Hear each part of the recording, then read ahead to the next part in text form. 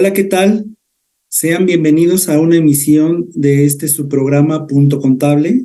De antemano agradezco la invitación a INMEFI TV por confiar en un servidor para platicar un poco con ustedes de temas que considero de mucho interés.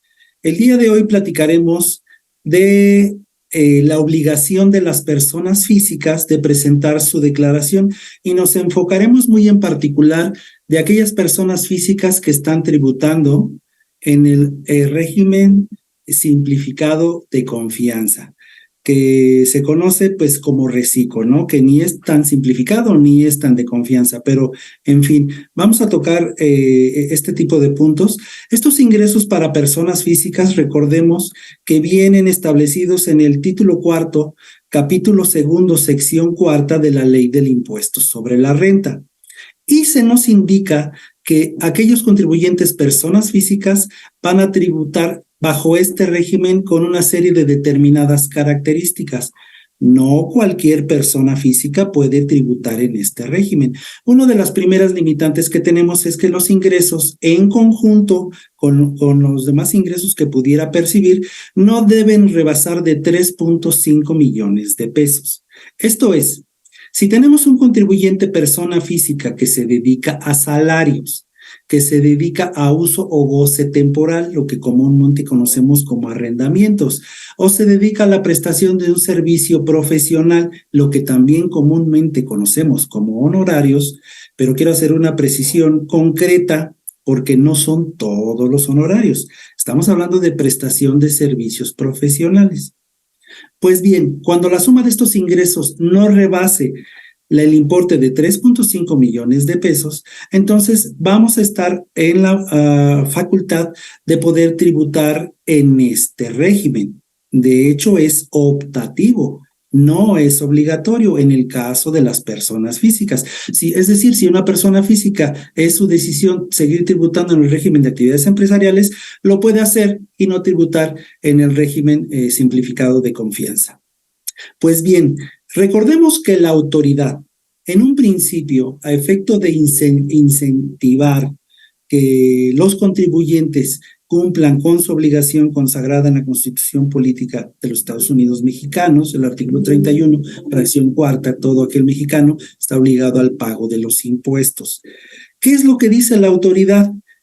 Vamos a crear este régimen en el cual es muy simple, por de ahí el nombre de simplificado, para que puedan pagar sus contribuciones, sus impuestos.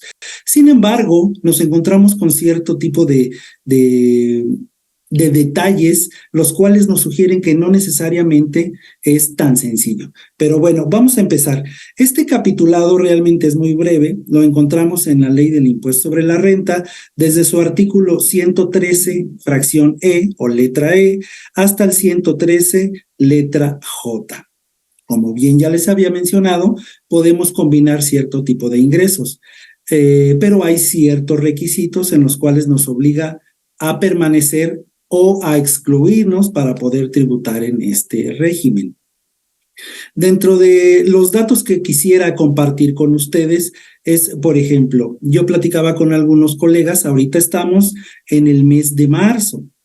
En el mes de abril, es en este mes donde debemos las personas físicas presentar nuestra declaración de impuestos. Y si no lo hacemos, evidentemente nos podríamos hacer acreedores a las sanciones correspondientes establecidas en el Código Fiscal de la Federación, es decir, a multas por no haber presentado las declaraciones. Estamos obligados a presentar no solamente la información que hayamos alimentado a los CFDIs.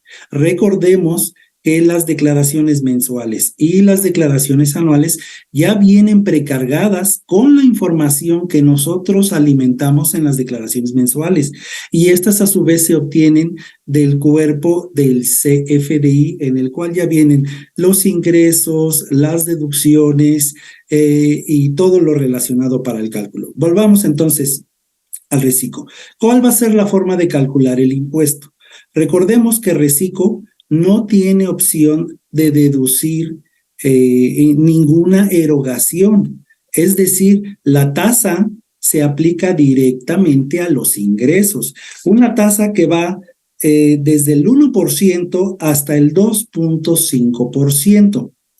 Sin embargo, recordemos que la autoridad nos dijo, no es necesario que lleves contabilidad, nada más son los ingresos. Sin embargo, aquellos contribuyentes, personas físicas que tributen en este régimen y tengan trabajadores, están obligados a determinar una base gravable. Esa base gravable es la que nos va a servir como elemento para cuantificar la base de la PTU, la participación de los trabajadores en las utilidades. Luego, entonces, ese dicho que se escuchaba mucho en las redes sociales y en los medios de comunicación de que no se necesita un contador puesto que ya no vas a llevar contabilidad, pues queda como que fuera de todo contexto, porque encontramos que sí es necesario llevar una contabilidad y para eso los sistemas informáticos nos van a permitir cumplir con este tipo de obligaciones. Recordemos que existen también elementos en los cuales nos van a poder excluir de tributar en este régimen. Este régimen, para decirlo en términos llanos, nos dice, para que tributes para que cumplas con tus obligaciones fiscales, te vamos a crear un régimen que sea accesible, que no sea complejo para que tú mismo puedas presentar tus declaraciones. Pero encontramos, como bien lo había dicho, que no todas las personas, si bien pueden entrar en este régimen, también hay ciertas obligaciones, como estar inscritos al RFC, emitir CFDI por todos los ingresos que estamos recibiendo, tener habilitado nuestro buzón tributario, no dejar de presentar más de 3 declaraciones mensuales, en fin, un número de obligaciones los cuales nos indica que es importante estar atentos a efecto de poder tributar y continuar tributando en este tipo de régimen, que si bien a bien tiene la facilidad de disminuir la carga tributaria, porque evidentemente no es lo mismo una tasa del 35% desgravada en el caso de actividades empresariales o en el caso de salarios, a una tasa máxima del 2.5%. Evidentemente es un monto menor, así que quiero pensar que a muchos contribuyentes en verdad les conviene tributar en este régimen. Invariablemente es como un traje a la medida. Tenemos que saber en qué actividades se está desarrollando nuestros clientes, nuestros contribuyentes, a efecto de poderle dar la asesoría adecuada para que tribute en tal o en determinado régimen, ¿no? Una de las preguntas que me salieron o que me han hecho mis clientes es que me terminan preguntando, oye Alejandro, si yo voy a pagar una cantidad directa a los ingresos, entonces ya no voy a poder tener un saldo a favor, porque en ocasiones yo tenía saldo a favor. ¿Cuándo sucede eso? Cuando las deducciones son mayores a los ingresos. Recordemos que en este caso de personas físicas estaríamos hablando de discrepancia fiscal, así que por ahí debemos de ser muy cuidadosos en los montos en los que las deducciones o en este caso las erogaciones excedan de los ingresos. ¿Pero es posible? Sí, sí es posible. Tan lo es que la misma ley reconoce, si tú venías tributando en el régimen de incorporación fiscal y tenías pérdidas, vas a tener la facultad de amortizarlas en tu declaración anual, pero solamente en el ejercicio 2022. ¿A qué nos conlleva esto? Si nosotros, por poner un ejemplo breve y rápido, si nosotros tenemos una pérdida fiscal de 100,000 y podemos amortizar en el 2022 solamente 30,000 pesos, pues entonces ya no podríamos aplicar los 70,000 pesos de diferencia y entonces los estaríamos perdiendo. Así que hay pros y hay contras que debemos de analizar. Otra de las preguntas antes de este mes, porque ahorita ya lo sabemos, es que al momento de presentar nuestra declaración anual y las bases gravables del impuesto son diferentes, pues era ilógico presentar cómo voy a sumar si yo tengo ingresos por salarios, si yo tengo ingresos por intereses, si yo tengo ingresos por algún otro concepto que sí esté permitido, y aparte tengo ingresos por reciclo, ¿cómo voy a sumarlos? Porque recordemos que la declaración anual lo que hace es sumar todos nuestros ingresos para que una vez que estén acumulados en su totalidad, pues podamos determinar el impuesto a cargo. Lo que encontramos es que el SAT mediante su aplicación para la declaración anual, nos invita a que palomeemos una casilla adicional. De tal forma que cuando estamos llenando nuestra declaración anual, y voy a poner un ejemplo, a ver, pensemos en una persona que se dedica a sueldos y salarios y también tiene la actividad a lo mejor de arrendamientos que está dentro de Recico. Entonces, por un lado sabemos que Recico no permite deducciones ni por la operación ni deducciones personales, porque también las perdemos, pero un asalariado sí. Un asalariado va a tener sus ingresos exentos por haber percibido aguinaldo, vacaciones, prima vacacional, PTU, qué sé yo, infinidad de conceptos. Y va a poder hacer deducibles los intereses reales, por ejemplo, por créditos hipotecarios. Entonces, cuando estamos llenando el apartado de la declaración anual, nos damos cuenta que esos conceptos sí están habilitados para efecto de anotarlos en la declaración anual. Lo primero que pensaríamos, pues no que no iba a obtener deducciones, lo que sucede es que en el apartado de Recico, ahí es donde no nos permite poner deducción alguna.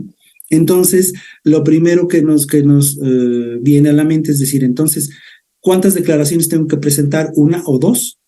No, se presenta una declaración. En el caso de las personas físicas, presentaremos solamente una declaración, pero el sistema nos arrojará como resultado 2 acuses de recibido de acuse de la declaración. Entonces, creo que es importante analizarlo, ver que esa es una novedad. Podemos mencionar que no hay antecedente alguno. Es esta declaración anual que estamos presentando en el mes de abril que está corriendo, es la primera declaración anual que estamos presentando en el régimen de Recico de las personas físicas. No habíamos presentado antes ninguna. Esta es la primera. Entonces, es importante ver cuáles son los cambios. Evidentemente, cuando nosotros presentamos la declaración anual, la información de los ingresos ya viene precargada. Esta información se toma de los pagos provisionales que nosotros fuimos presentando en forma mensual. Si nosotros quisiéramos hacer un cambio en la declaración anual, entonces vamos a encontrar que no vamos a poder realizar ese cambio directamente. Aquellos contadores, aquellas personas que tienen la atención de acompañarnos, recordarán que en declaraciones anteriores sí había la posibilidad de hacer cambios en la declaración anual, ahora ya no lo hay. La autoridad pretende que el CFDI sea el eje rector de las declaraciones mensuales y de las declaraciones anuales. Entonces, es importante, pues, tomar en cuenta todos esos aspectos que nos atañen a efecto de poder presentar la declaración anual de las personas físicas.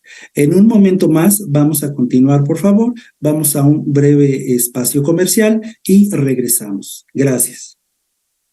Si tienes empleados, pagas sueldos y quieres llevar el cálculo de la nómina sin complicaciones, para ti hemos creado Compact y Personia, el nuevo sistema en la nube que simplifica el pago a tus trabajadores y calcula la nómina en cualquier momento y lugar.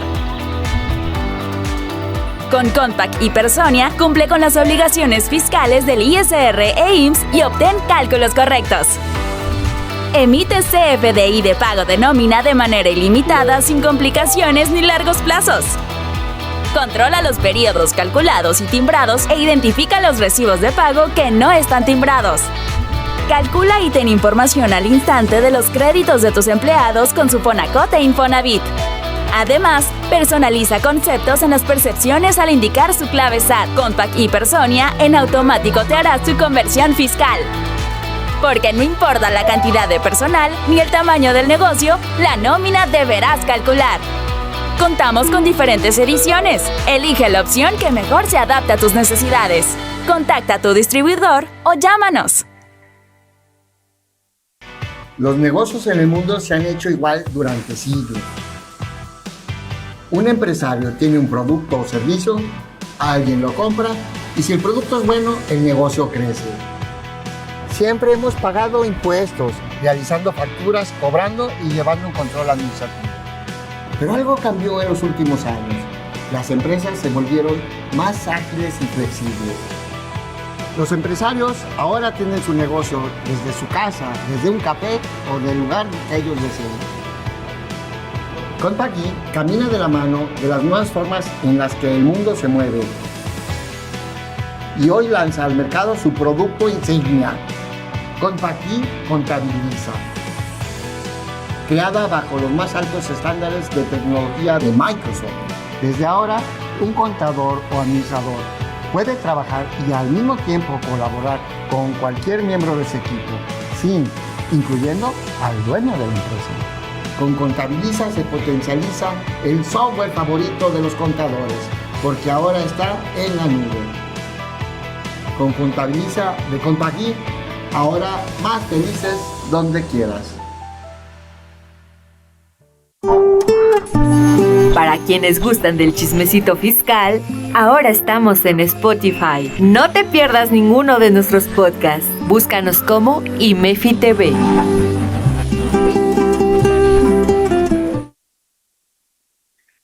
Bueno, pues ya estamos de regreso. Vamos a continuar con este tema que resulta de mucho interés para todos aquellos contadores, administradores, abogados que se encargan de presentar las declaraciones anuales, tanto de las personas morales como de las personas físicas.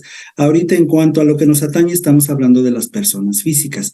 Otro punto que no he mencionado en cuanto a las personas físicas del régimen simplificado de confianza es que a partir del 1 de enero del 2022 están obligados a que les hagan las retenciones correspondientes por las operaciones que realizan. Eso es novedoso. Aquellos contribuyentes que se dedicaban a la prestación de servicios profesionales, lo que comúnmente nosotros conocemos como honorarios, pues estamos habituados a que cuando una persona física presta un servicio profesional a una persona moral, siempre va a existir una retención, la cual consta del 10%, en cuestión de impuesto sobre la renta y de las 2/3 partes del IVA. Pero, ¿qué sucede con Recico? Nos encontramos que aquellas personas que tributen en ese régimen y que se dediquen exclusivamente a actividades empresariales ya también van a ser sujetas y objeto de que se les retenga el 1.25%.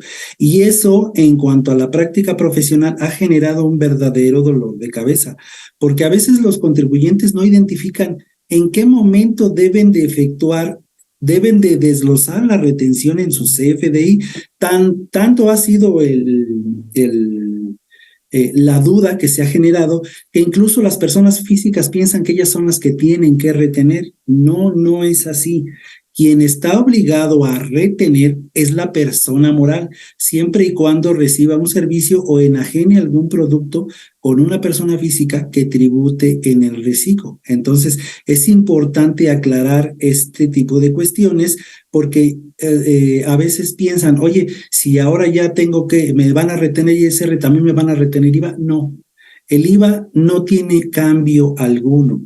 Es decir, si tenemos una persona que presta servicios profesionales y está dentro de Recico, en lugar de retenerle el 10% de ISR, se les va a retener solamente el 1.25%. Pero las 2/3 partes del IVA, esas quedan igualitas, esas no cambian, esas van a seguir reteniéndose de la misma manera. Y aquí es donde quiero puntualizar algo que generalmente a los contadores se nos hace algo común. Cuando nosotros hablamos de la prestación de servicios profesionales y hablamos de honorarios, generalmente pensamos que es un sinónimo, pero no lo es. Técnicamente, la ley establece qué se consideran honorarios y qué se consideran servicios profesionales. Y me voy a permitir leer rápidamente la fracción 9 del artículo 27 de la Ley del Impuesto sobre la Renta, la cual nos dice que el artículo 27, las deducciones autorizadas en este título deberán reunir los siguientes requisitos. Artículo 27, y me voy a la fracción 9. Que tratándose de honorarios o gratificaciones, administradores, comisarios, directores, gerentes generales o miembros del Consejo Directivo de Vigilancia, consultivos o de cualquiera otra índole, estos se determinen en cuanto al monto total y percepción mensual o por asistencia, afectando en la misma forma los resultados del contribuyente y satisfaga los siguientes. Vean, pues, aquí estamos hablando de honorarios, no estamos hablando de servicios profesionales. Luego, entonces, aquellas personas que perciban ingresos por concepto de honorarios como gratificaciones, administradores, comisarios, directores o gerentes generales, ese tipo de honorarios no está facultado para tributar en reciclo. Entonces, esa puntualización se me hace importante porque cuando pensamos y hablamos de honorarios, para nosotros equivale que estamos hablando de servicios profesionales. No necesariamente. De ahí, pues, que sean los servicios profesionales los que puedan estar tributando en el régimen de reciclo. Una vez aclarado ese punto, podemos hablar de cuáles son las obligaciones para tributar en este régimen. Por ejemplo, esto ya lo vimos, solamente lo voy a mencionar. Aquellas personas físicas que tributen en el régimen simplificado de confianza, pues están obligados a tener su firma electrónica avanzada. Esto nos lo establece el 113G, fracción 2, a solicitar la inscripción al Registro Federal de Contribuyentes y mantenerlo actualizado. Fracción 1, evidentemente, ¿no? O sea, si no estamos inscritos, pues ¿cómo podríamos tributar en este régimen, no? O sea, de entrada, tenemos que estar inscritos al RFC para que podamos tributar en este régimen. La fracción 3 del artículo en mención, contar con los comprobantes fiscales digitales por Internet por la totalidad de los ingresos efectivamente cobrados. Y aquí quiero detenerme un poquito para comentarles, porque recordemos, ya lo mencioné en la sección anterior, que cuando hay una diferencia mayor entre las erogaciones y los ingresos, para efecto de las personas físicas, la autoridad lo conoce como discrepancia fiscal. Y ese concepto no es otra cosa que decir, yo, autoridad, voy a presumir que la diferencia entre tus erogaciones y tus ingresos es un ingreso omitido. Entonces, de ahí la importancia de que entendamos el alcance de lo que establece la ley del impuesto sobre la renta. Es importante que declaremos la totalidad de los ingresos. Y yo me voy un poquito más adelante, ¿cómo la autoridad podría comprobar que no estoy facturando la totalidad de mis ingresos? Pues simple, con los depósitos en las cuentas bancarias. Recordemos que es una facultad de la autoridad y una obligación del sistema financiero mexicano notificar al SAT de los depósitos que reciban los contribuyentes o incluso los que no son contribuyentes también, porque la autoridad anda fina, anda con su bandera de recaudación y tenemos que estar atentos a todas las cuestiones. Y les voy a poner un ejemplo rapidísimo. Tuve el caso de un cliente que me llegó hace muchos años y me decía, es que este contribuyente se dedica al corte de cabello, tenía una estética, pero aparte, esa estética estaba registrada, pero aparte tenía ingresos por compra y venta de automóviles usados. Entonces imaginen la cantidad de depósitos que tenía esta persona y que no declaraba. Entonces, realmente el desconocimiento de la ley no te exime de su cumplimiento. Entonces, es importante saber que a veces las personas piensan, pues yo no estoy dado de alta, no tengo la necesidad de presentar declaraciones, pero ¿sabes qué? Si manejas cuentas en el sistema financiero mexicano, es decir, te depositan en cualquier banco, entonces ya por ese simple hecho eres fiscalizable. Y recordemos que la autoridad anda con todo para incrementar los índices de fiscalización. Así que es importante tomarlo en cuenta, debemos de emitir un comprobante por la totalidad de los ingresos y aparte hacer match con los depósitos bancarios. La información ya está, para presentar nuestra declaración anual, la información ya está precargada. Si nosotros vendimos, vamos a poner un ejemplo cerrado, 10,000 pesos en forma mensual porque se reciben rentas en el régimen de reciclo, entonces estamos hablando de 120,000 pesos, pero el banco detecta que tenemos 200,000 pesos de depósito, entonces nos va a venir y nos va a decir en sus revisiones profundas, a ver, contribuyente Alejandro, indícame cuál es la razón, cuál es el motivo por el cual tienes depósitos mayores a los ingresos percibidos.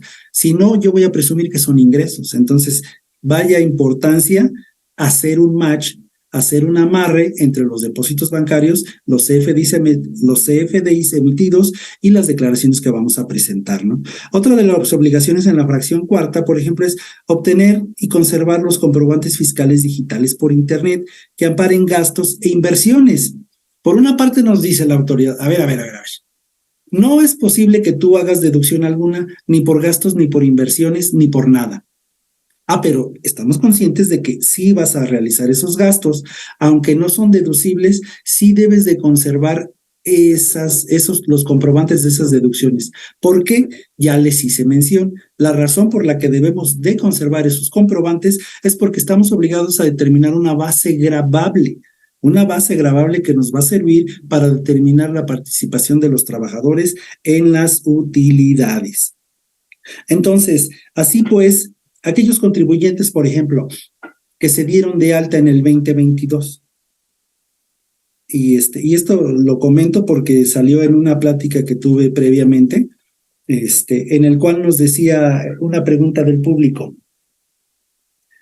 El artículo 113J nos habla de que debemos determinar una proporción cuando empezamos, no en enero, sino cuando empezamos, por ejemplo, por ahí vamos a ponerle en el mes de julio, en el mes de agosto. Y nosotros empezamos a emitir nuestras facturas bajo el régimen simplificado de confianza. Pero, ¿qué sucede? A lo mejor en medio año nosotros hicimos el tope para permanecer en el régimen es 3.5 millones de ingresos anuales. Si yo facturé, vamos a suponer, 3 millones de agosto a diciembre, pues yo podría decir, pues qué suave, sigo estando en el régimen simplificado de confianza, porque nunca rebasé los 3.5 millones de ingresos. Pero ¿qué crees? No cumpliste con la obligación establecida en este artículo, en el 113J, porque debemos de determinar un promedio diario para ver si permanecemos en el régimen o si salimos del régimen. Ciertamente los 3.5 millones de pesos es de enero a diciembre por todo el ejercicio. Yo vendí 3 millones en 4 meses. Si yo saco una proporción, yo vendí 3 millones en 4 meses. Si yo divido los 3 millones entre el número de meses de agosto al 31 de diciembre, me va a dar un promedio mayor. Al multiplicarlo por los 365 días, voy a tener que yo hubiese tenido, si hubiera empezado en enero, un ingreso de arriba de los 3.5 millones de pesos. Entonces, eso nos lleva a la conclusión de que no podemos tributar en ese régimen y debemos de regresarnos mediante reglas de carácter general que nos establece que debemos de presentar declaraciones complementarias como si hubiéramos estado en el régimen de actividades, de actividades empresariales. Alguien pudiera decirme, y es también una cuestión de debate, oye, ¿qué es lo que pesa más?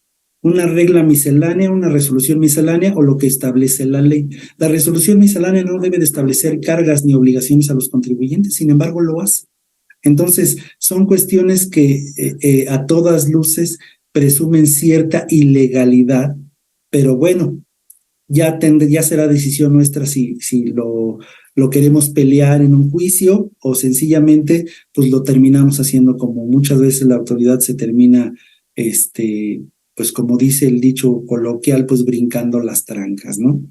De ahí pues que es importante analizar y ver todos los aspectos que conlleva, que si los ingresos, que si las deducciones, que si la base gravable. Ahorita está muy de moda el tema del cual estamos hablando, en el sentido de que todos aquellos administradores y contadores pues estamos presentando nuestra declaración anual. Y dado que la idea que se nos vendió de que el régimen simplificado de confianza nos beneficia o nos beneficia a muchos contribuyentes, y repito, habrá que hacer el análisis porque no a todos les beneficia. La regla general es que sí beneficie, pero no a todos, porque inclusive, como bien se ha mencionado en otros foros, la aplicación de las pérdidas fiscales, tenemos 10 años para aplicar pérdidas fiscales en el régimen de actividades empresariales. Y en el de reciclo solamente teníamos este año, el 2022, en la declaración anual. Si teníamos más pérdidas, lástima, ya no las podemos aplicar. Entonces, es importante analizarlo, es importante verlo y tener todas tener a la mano todos los elementos necesarios que nos conllevan para presentar la declaración anual. Y definitivamente debemos ser conscientes de que el no presentar la declaración anual, y no solo de reciclo, de cualquier régimen, nos puede acarrear las obligaciones contenidas en el Código Fiscal de la Federación, las sanciones correspondientes, que es cuando más nos cuesta realmente pues desembolsar dinero, ¿no? Sobre todo aquellas personas físicas pues que tienen un poco de efectivo, que tienen poco flujo de efectivo, y de alguna manera el desembolso importante por cuestiones de sanción, pues sí como que nos hacen pensar, qué caray, no, mejor sí procuro estar al corriente en mis obligaciones fiscales. Otro punto que no solamente por ser reciclo no deja de ser importante, y quiero en los últimos minutos dedicarle este tiempo. Es importante, como les mencioné en un principio, el eje rector de la autoridad es la emisión del CFDI. Ahorita estamos precisamente con el CFDI en la versión 4.0. Esa versión va a ser jalada por la base de datos del SAT para poder llenar correctamente la declaración. Tenemos cambios importantes en el CFDI, por mencionar algunos. La razón social ya no se va a aceptar con el régimen de capital, SADCB, SDRL, AC, SC, eso ya debemos de eliminarlo. Otros campos que se van a estar considerando, aunque no tengamos la obligación, recordemos que debemos de tener la obligación de considerar, de conservar los comprobantes de la deducción, aunque no los hagamos deducibles, que van a venir en la versión 4.0. Entonces, elementos importantes como el código postal ya va a ser un elemento validado. Cada cuadrito que nosotros llenamos en un CFDI se le recibe el nombre de nodo. Entonces, ese nodo es el que debe de estar llenado acorde con las nuevas disposiciones establecidas en el anexo 20 de la resolución miscelánea fiscal. Entonces, los invito a hacer un análisis en cuanto a la información que debe de contener la declaración anual de la RECICO, de los contribuyentes que estén en reciclo, así como hacer un análisis también de cuáles son los cambios en el CFDI, los cuales invariablemente van a afectar para el llenado de la declaración, porque repito, es información que nos va a jalar el aplicativo de la declaración anual. Si nosotros pedimos un CFDI de algún gasto que hayamos erogado o de algún servicio que nosotros prestemos o prestamos, debe de estar adecuado a las normas establecidas. Pues bueno, el tiempo se pasa muy rápido, realmente quiero abarcar mucho y siento que termino diciendo poco, pero bueno, ha sido un gusto contar con su presencia. Gracias, IMEFI, por la invitación para participar en este programa de Punto Contable, y va a ser un gusto enorme podernos encontrar en ocasiones futuras. De momento, hasta la próxima y que estén muy bien.